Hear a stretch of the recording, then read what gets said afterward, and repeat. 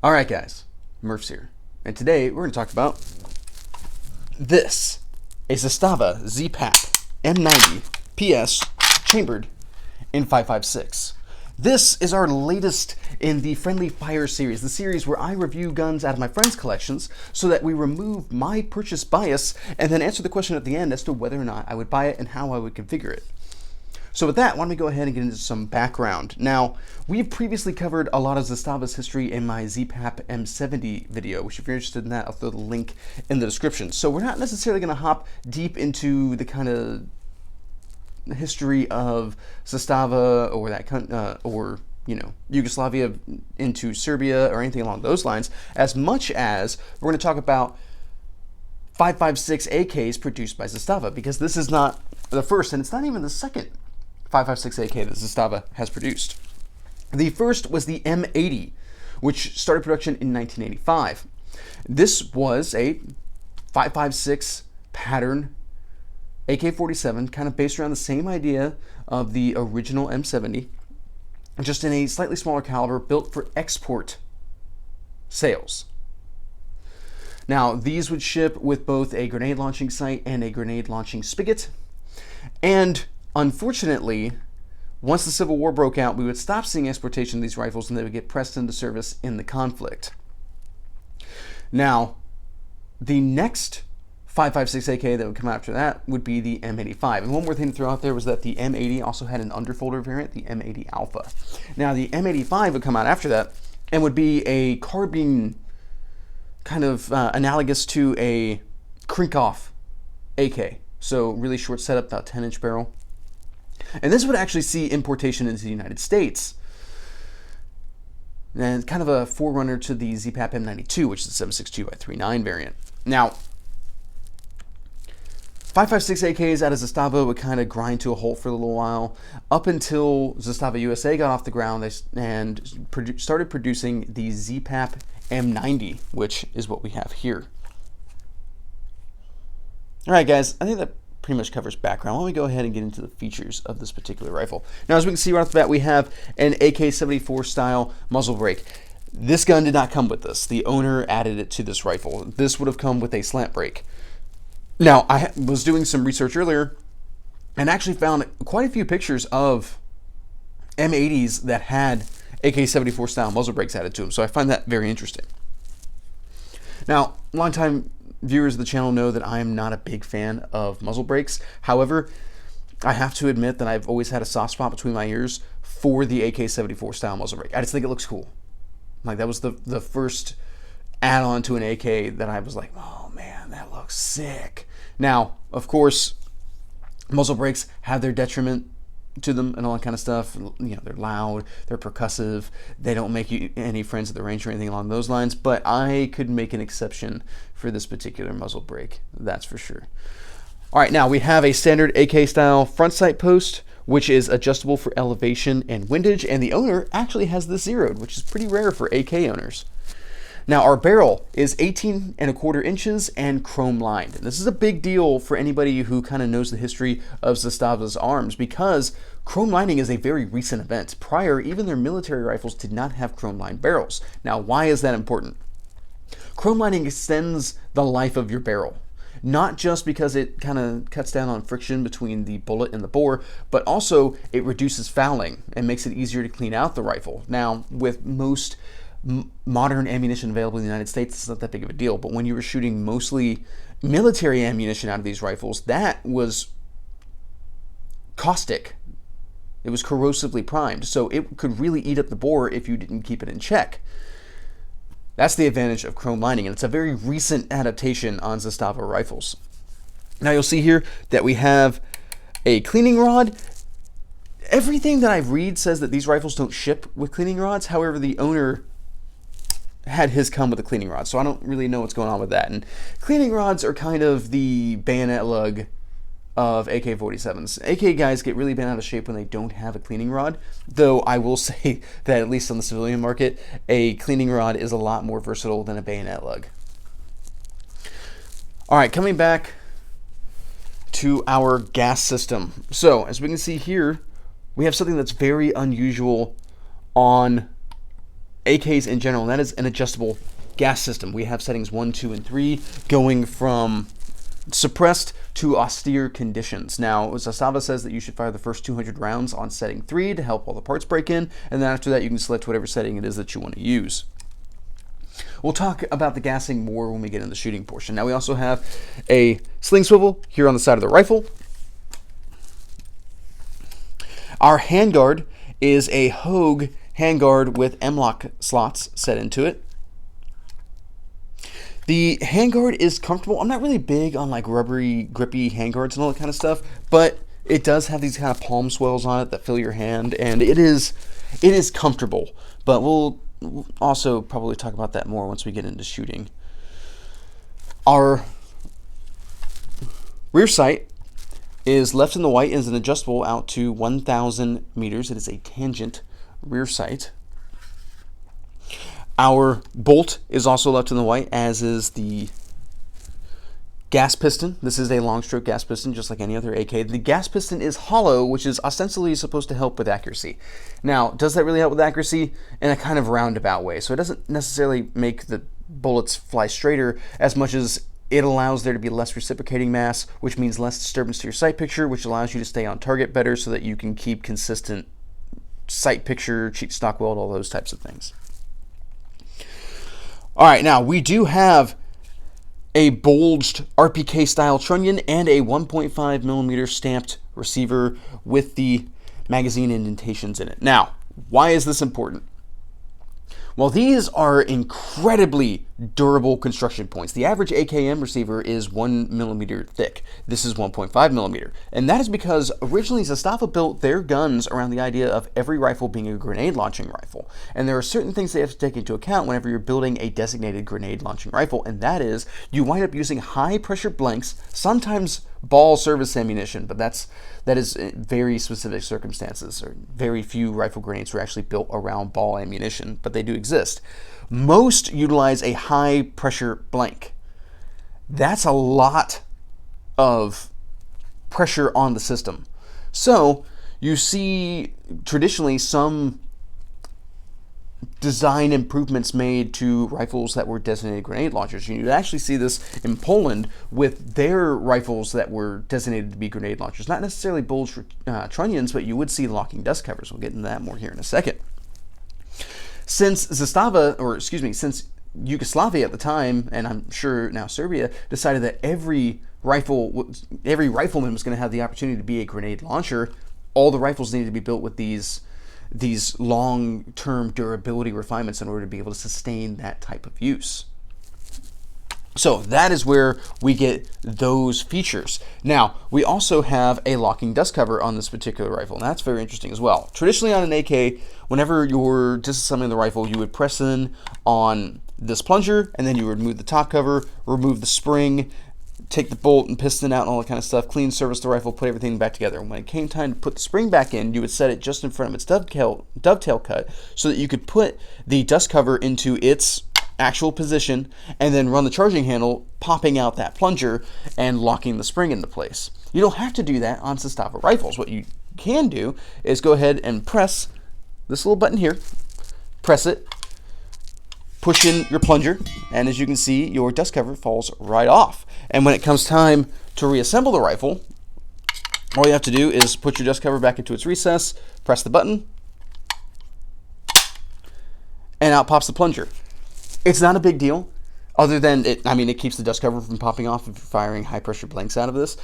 From a disassembly standpoint, it's a really neat little refinement that, it's kind of like the locking collar on the Ruger SR556, which if you're interested, or AR556, excuse me, if you're interested in that, go ahead and check the link in the description. I'll throw the link to that video in there. But it has a rotating collar system instead of the traditional compression spring collar that you find on AR handguards. And while not a big deal, it's not that hard to compress the springs on for AR handguards, the D-ring setup.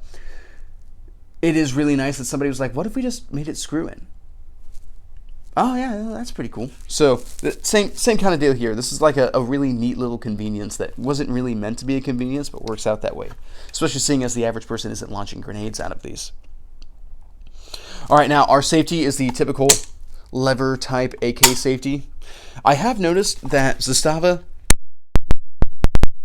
stiff, and a couple other YouTubers have mentioned that in their reviews as well. Now we do have a notch in here in order to be able to lock the bolt to the rear position. Requires that, but from a handling standpoint, it's kind of a pain, to be completely honest. It's not that difficult, but it's not nearly as natural as like locking the bolt on an AR-15 to the rear. Now on this side of the rifle, we do have a side saddle scope mount type setup here for cantilever scope mounts, which I'm a huge fan of. It is a very stable mounting platform on an AK rifle. You'll see some guys go with like railed top covers and all that kind of stuff, but as we can see, even on this locking top cover, that's pretty loose. So if you're talking about like repeatable, consistent zero and all that kind of stuff, the side mount is the superior mount. The only issue that you run into is, well, first off, you have to buy those dedicated mounts, which are kind of expensive.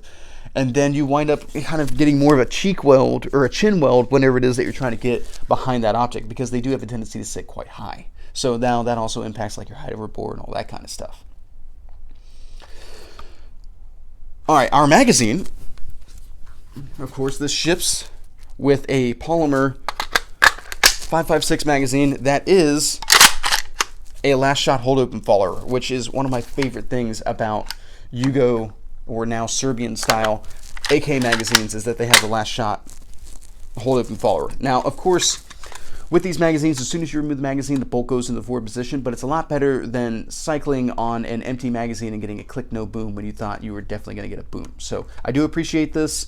It at least indicates to you that the rifle is empty, and then allows you to go into your reload or transition to a sidearm, whatever it is that you're going to do. All right, we have our typical flapper type rock and lock magazine system on the AK. Our trigger, let's go ahead and talk about this for a second. Our trigger,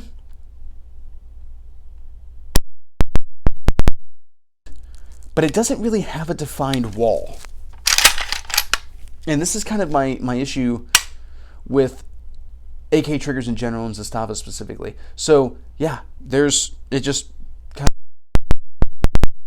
of going and then it breaks. There's not really a defined wall. There's no real take. There's a lot of take up and then just release. There's nothing that's defined about the trigger overall. However, I don't think you'll find too many people really getting that bent out of shape over AK triggers. So I guess kind of take that with a grain of salt, if you will. Now, this came with a Magpul MOE grip. It's a very comfortable grip. Also has a compartment to be able to put batteries and stuff like that. This rifle does come standard with a Zukov side folding telescoping stock. There we go. It's a little stiff. You can get these rifles in wood stocks now. So if that's something that interests you, if you like a more classic look to your AK, that is something that you can look into.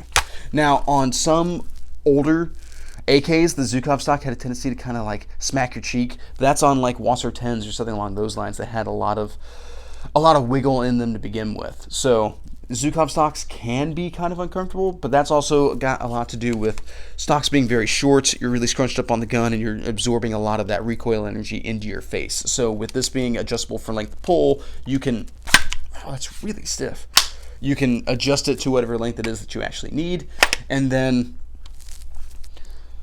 hopefully eliminate some of that recoil into your face.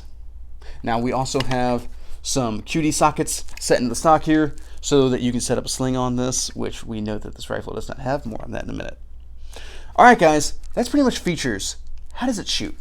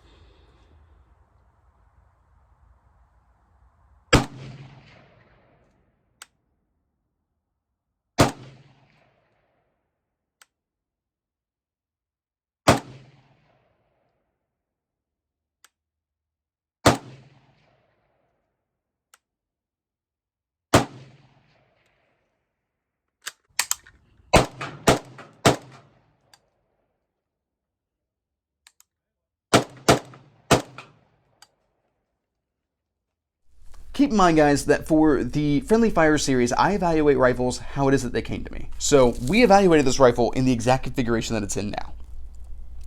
Now, first off, the muzzle brake.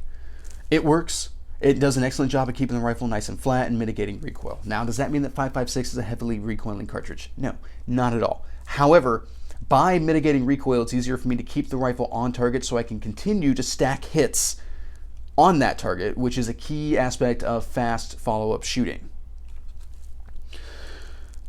The sights, I mean, they're typical AK sights, so they're a little crude, they're a little coarse and all that kind of stuff, but they are workable. Now, accuracy-wise, with this rifle, I shot 2 different groups for accuracy, both with steel-cased ammunition. The first was with some Tula 55 grain FMJ, and I got this just under 8-inch group. Now, keep in mind, guys, this was a cold bore shot. This was a cold bore grouping, so I'm pretty sure this was the first round out of my cold bore, and then we had these 4 up here land at about 2 3/8 inch of a group. So I guess kind of do with that information what it is that you will. Now, the next time I took it out shooting, the bore was a little bit more warmed up when I decided to go ahead and do some new accuracy testing, and I got this group out of Barnaul, out of Barnaul 55 grain FMJ boat tail, which is about 5 inches, which normally, guys, I would put this on a white background, but apparently I'm out of printer paper to do that with. So here we go. This is what we got. All right, now 5 inches is actually not that great of a group, even by my estimation, purely because I'm a big fan of minute of man accuracy, which is about 4 MOA, and that's definitely pushing it out beyond, but we are talking about steel case Barnaul, so do with that information what it is that you will. Keep in mind, guys, when I evaluate rifles on the channel, I evaluate them in the optics setup that they have, and I evaluate them with whatever ammunition I have lying around, because that's probably a more realistic expectation of the accuracy you're going to get out of the rifle, the actual kind of duty type accuracy you'll get out of the rifle. We're talking about an AK, so steel-cased ammunition should be like the expectation, right? All right, now cycling and all that kind of stuff. I actually started off shooting this rifle on gas position 3 still, even though the owner had far exceeded the 200 round break-in period. And even then, I noted that it had a really smooth recoiling profile to it. So I dropped it down to gas position 2, and this thing tracks smooth, guys. You load up that stock a little bit, you really drive the rifle into the target and all that kind of stuff, and this thing pretty much stays on target. It's awesome. I really like it. Now, of course, whenever it is that you're shooting a rifle without a sling and you're trying to do like pistol transition and all that kind of stuff, it becomes its own little fun little challenge to be able to do that type of stuff, which, keep in mind, guys, a lot of the footage that's shot for the channel is also my time to train, so I still try to get in as much practice as I can, even with rifles that are not mine, just to make sure that I'm stressing fundamentals and all that kind of stuff.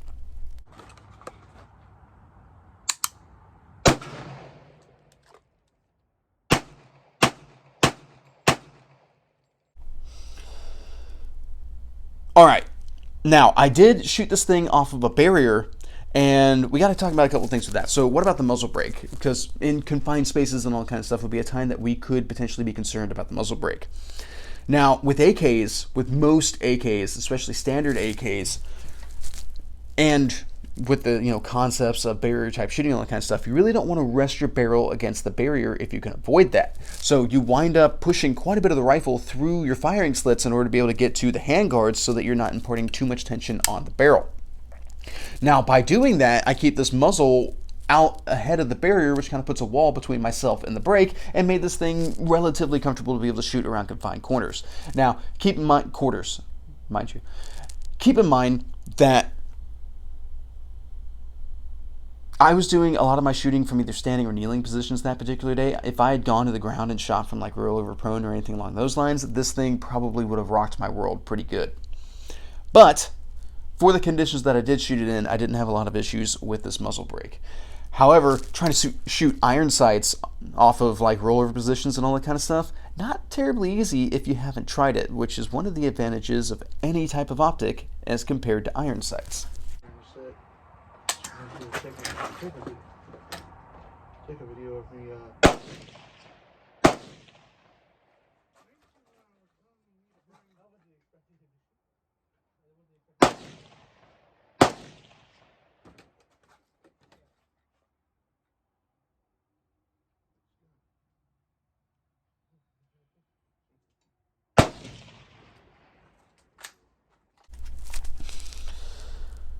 Alright guys, that's shooting. What are my recommendations when it comes to this rifle? Would I recommend this as a duty rifle? Well, not particularly, just because the vast majority of organizations, at least in the United States, would probably frown on somebody using an AK as a duty type rifle. Now in foreign nations, sure, absolutely. But here, maybe not so much. Now, would I recommend this as a defensive style rifle? It's actually very difficult for me to say no in this case, but I do kind of have to lean towards no. And that is entirely because of this handguard and gas system setup. I was doing some research earlier, and I'm having trouble finding extended rails for this rifle. And that becomes a problem when you mount a flashlight this far back on the rifle, because you have all of this. You have the gas system, you have the barrel, you have the front sight, you have the muzzle brake. That is going to cast a ton of shadow downrange whenever it is that you're trying to identify targets with your light. That's not necessarily my favorite setup, and I find it very difficult to recommend that. And especially since there's not even necessarily a lot of like extended brackets or anything like that that you could get to positively influence that situation. Not enough so to get around this here. So that is, in my opinion, a major limitation of this particular rifle. Now, what about a competition type rifle? Now, if you're talking about dedicated AK style competitions, I would 100% recommend this rifle. It shoots so flat. The ammunition's commonly available and all that kind of stuff. Like, you could really get in some good reps and be very competitive against 7.62 by 3.9 chambered AKs. Now, one of the things to keep in mind as well is that with the 5.56 AK, you lose the vast market that you have for the 7.62 by 3.9 magazine, where you have a much more limited number of options to get 5.56 AK mags. However, one of the things that I appreciate about 5.56 AK mags is that they fit into AR-15 style mag pouches a little bit easier. Now, not all mag pouches necessarily fit them that well. I was trying them out in my plate carrier earlier, and they definitely kept hooking on the magazine itself. Or they kept hooking on the pouch itself. But in my belt pouches here, I'm having absolutely no issue with being able to get this magazine in and out. And I've even wiggled it around trying to, in some way, get it hooked on some of the bungees that are in there, and it pulls out just fine every time. And I really appreciate that. And the shape also allows them to stack better into AR-15 mag, like, you know, triple stack mag pouches and all that kind of stuff. Whereas 7.62 by 3.9 AK mags, you kind of got to start at one end and work to the other. And then also that large tab as part of your rock and lock mechanism just really has a tendency to get hooked on your magazine pouches as it is. But in general, as a competition rifle, I would not recommend this. Not if you're looking to actually win. And that might be an unpopular opinion, but if you take two guys, one with an AR-15 and one even with this AK, and you gave them the same amount of training, the same amount of ammunition and all that kind of stuff, the guy with the AR would be better for his effort. Now, I enjoy shooting AKs. I enjoy running AKs in a tactical, practical manner. However, I am keenly aware of the fact that if the chips were down and I had to pick something, I would pick an AR-15 because it's easier. And I have a ton more experience running the AR-15 than I do the AK.